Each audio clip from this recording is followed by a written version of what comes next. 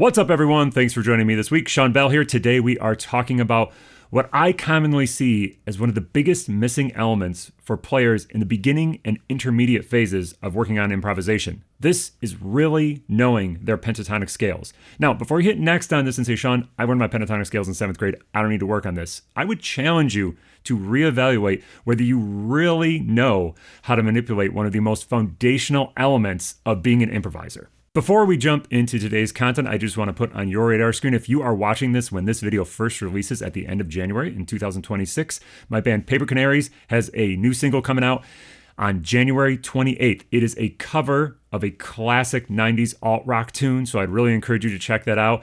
And bonus points if either in the video that I post when that releases or on this video, if you can tell me what time signature the verses of that tune are in. All right, so pentatonics. We all kind of know this as improvisers. This is a foundational building block of what we usually learn, especially when we first start learning how to improvise. We're not going to spend too long today just building the scale. If you want some more information about that, I have some past videos on that. I'll throw a card to the most pertinent one in the corner you can check out if you need some help just building that scale. To start with, let's just look at it in B flat major. We're talking about minor pentatonic mostly today. So we've got a root, a flat third, a 4, a 5, and a flat 7. That is literally all we're going to cover with building the scale. If you need to do that work, make sure you take that in the practice room. Some of the stuff today might feel a little difficult if you don't know that scale really well, but that is the starting point. Now, the challenge I find for most people, whether I'm working with a high school student or one of the many adult musicians that I work with trying to get better at improvisation, when I ask them, well, play me a pentatonic idea, they can't. They know the scale, and they might know the notes, but they don't really have the vocabulary developed. They don't really have that sound internalized. So the starting point and the most obvious place to practice with this is just to learn a bunch of different pentatonic ideas. You've got to ask yourself, if you wanted to play 10 different distinct pentatonic ideas, could you do it?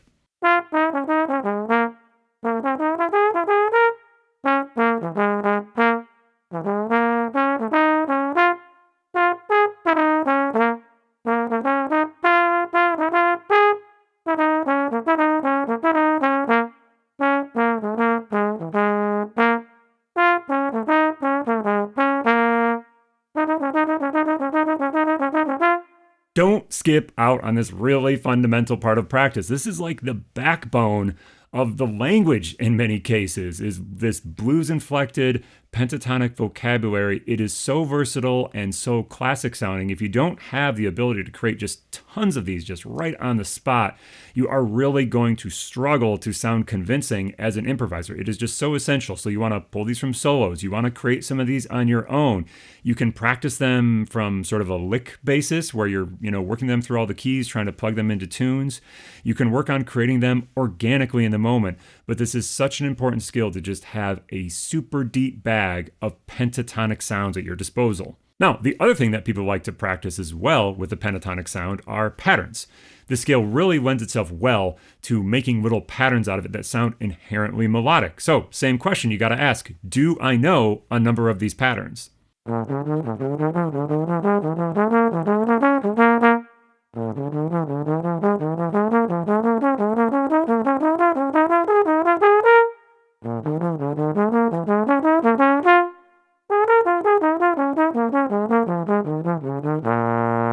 When practicing these patterns, I would prioritizing fluency and a high level of execution on 1 or 2 patterns than trying to learn a bunch of them that you can't really play. In all honesty, every one of those examples I just played, I don't totally have under my fingers across the entire range of the horn. It's something I would have to continue to invest time, and I continually come back to them. They get a little bit better. I move away from them. They're not quite as strong. So it's something you really have to make sure you're finding that right balance of mastery, but also trying to understand the breadth of this sort of sound. So that is the obvious stuff, at least from my perspective. These are the common things that people practice with pentatonics.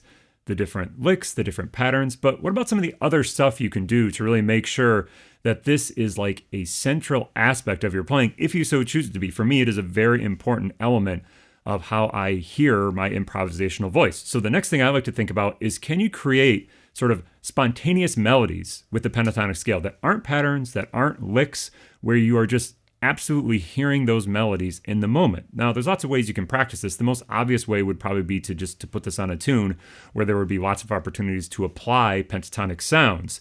if you want to sort of like limit yourself and keep some focus, you might want to think, okay, what if I only stick with a certain range? Or maybe I think all my ideas are ascending to start or descending to start. Or maybe I try to start on every root, or I try to not start on every root. All those things are very successful. But the other thing I like to do with this, that actually we're going to talk about today, is using this as an avenue to not only work on my pentatonic language, but also to work on my intonation a little bit. This is a great place to work with a drone pitch and see if you can create these melodies kind of outside the context of tempo. When we have a drone, we're not going to have any metronome going on here. We're really going to dig in, can I hear those pentatonic shapes? And specifically, can I hear them in tune against the drone? Now, there's lots of ways you can get drones. The Tonal Energy app is a great source. That's usually my go-to place for it because you can have it drone multiple pitches at once very easily. You can control which timbre of sound, which can be nice for feeling like you can hear the intonation really well. For this example, I'm just going to use sort of a software synth that is in my DAW. But I love to use, when working in this fashion, the root, the fifth, and either the higher root or sometimes the ninth of whatever key I'm working on. This drum we're going to hear today is the root, the fifth, and the root, kind of like a power chord. That gives you a couple notes to reference against. You're going to want to listen for, are the roots in tune? Are the fifths in tune? You're also going to be pretty easily hearing the pitch probably on the fourth scale step. Now, intonation, I would say, is sort of a sidelight here. You're really trying to build good pentatonic melodies that are not necessarily licks or not necessarily patterns.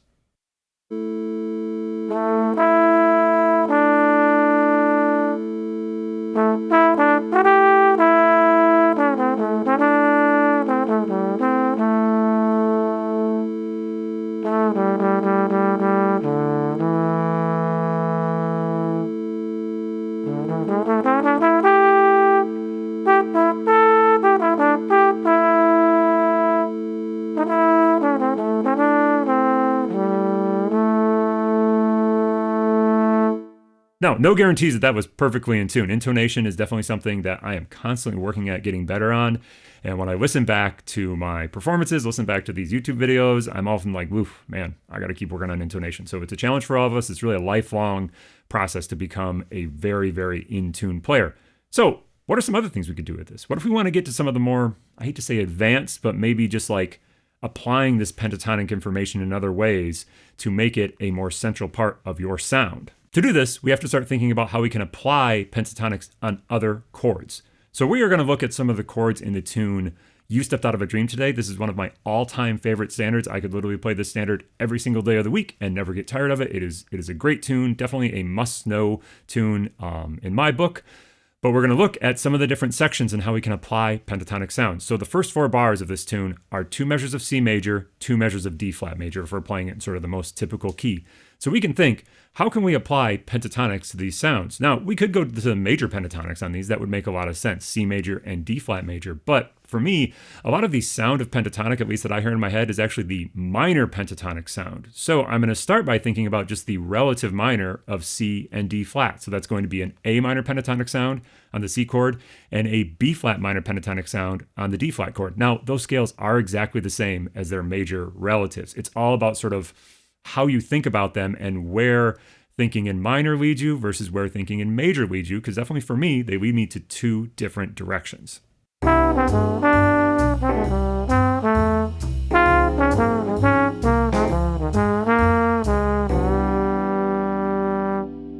Now, that's one direction you could go. If you want something that is just a slightly different color, you could think about minor pentatonics based off of the 3rd scale step of these major chords. This is a great way to find a sound that is just slightly less resolved. For example, on our C major chord, we're going to play an E minor pentatonic. That's an E, a G, an A, a B, and a D. It no longer has a C in it. That's really the only note that changes. But thinking in terms of E here is probably going to get us emphasizing some of these color notes a little more, B naturals, D naturals, those sort of things. And that is really maybe having multiple approaches where you can start a minor pentatonic off of different scale degrees can lead you to just these slight different colors. You might find that you like some of them more than other ones.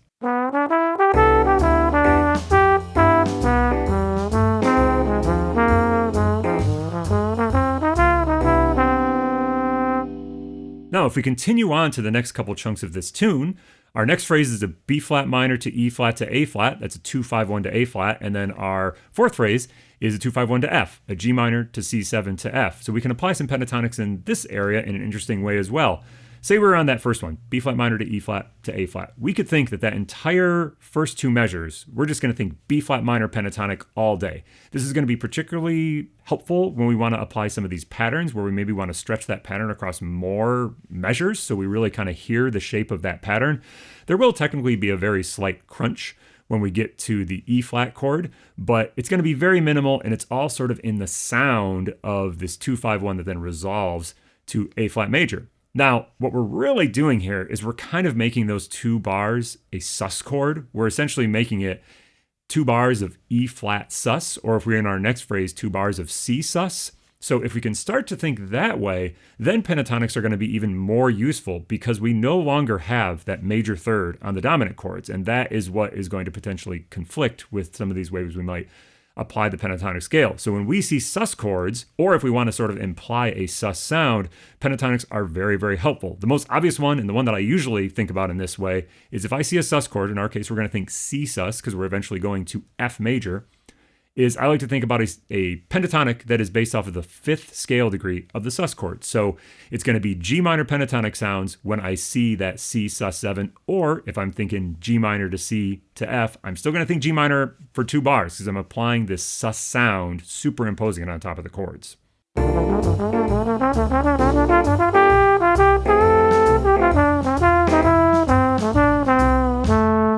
This works so well because if we look at a C sus chord, it has a C, an F, a G, and a B flat. If we extend it up to the 9, which is going to be happening in most cases in a jazz setting, we also have a D natural in there. That's all the notes that are in G minor pentatonic. So G minor pentatonic and C sus are really identical sounds. It just is different what's in the bass. So it's a very helpful approach.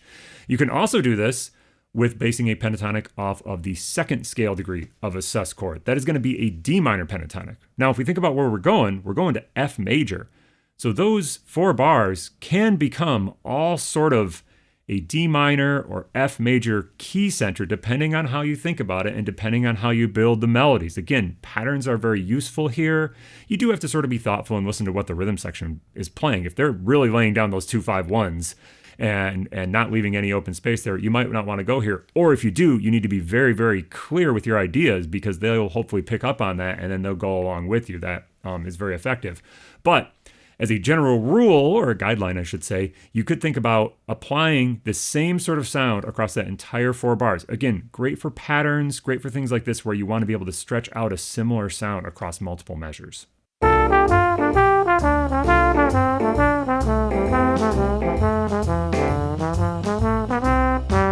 The third and final place we're going to look at is way at the end of the tune, and this could actually happen at the end of many, many standards. So the last phrase is a 2-5-1 to C major in this tune, but it would be very common for that last chord to be substituted for a D flat major sharp 11 chord. So we get a D to a G to this D flat chord. It's going to be sort of like a suspended resolution that then when we get back to the beginning of the form goes back to C major, so it all sort of resolves. This is extremely common on many tunes, and we want to have some approaches of how we handle this. You could totally just think straight at D flat, but you might like some of the sounds you find more if you can approach it a little bit pentatonically. Certainly minor pentatonic just off of the B flat, just like we did earlier in the tune, would be very, very effective. But if you really want to capture that sharp 11 sound, you want to think about a minor pentatonic based off of the 7th scale degree of D flat. That's a C minor pentatonic. That's going to give you all of the nice color tones in that chord. So in a sharp 11 chord on D flat, we don't have G natural or G flats, we've got G naturals. We've also got E naturals and B flats as relatively prevalent sounds in that sort of chord. So the C minor pentatonic gets a C natural, that's a major 7, so a nice color tone. The 9, E flat, nice color tone. F, which is the major 3rd, so it's nice to have it in there to give it some sort of like grounding in the chord. The G natural, which is the sharp 11, and the B flat, which is the 13 of that D flat chord. So we get lots of the color notes through thinking about a relatively simple structure of just this minor pentatonic. Now, all stuff is fair game here. Patterns, licks, melodies, whatever. It can all be very, very effective as long as you're very clearly outlining that pentatonic sound over top of the D flat chord, and then it resolves nicely when we get back to C major.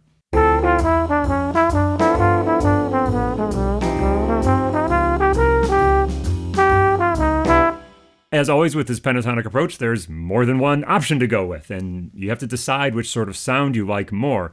Now that C over D flat really kind of gets the Lydian sound. But if you want to think about something that's really going to resolve us forward, I think in the best way possible, you might find that it's more effective to think about a F minor pentatonic over that D flat chord. So that's going to give us a lot of notes that sort of want to resolve forward to C major. Because remember, we're eventually getting back to C major when we do this sort of substitution.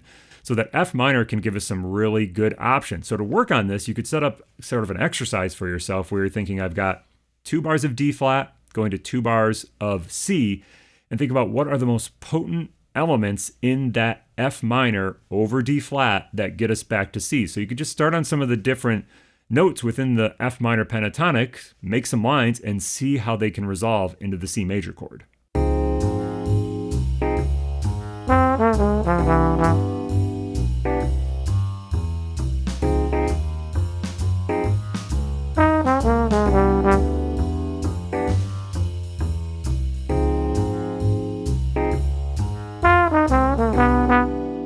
I would really favor starting with small shapes like I did in that example so you can really hear where the voice leading is. It's not necessarily about kind of learning a bunch of licks that do that. It's really understanding how voice leading works through these chords. So if you put this all into context and have the 2-5-1 occur as well, you can get some really nice sounding results that at their core, they're actually pretty simple because they're pentatonic, but they sound pretty interesting against that other chord color.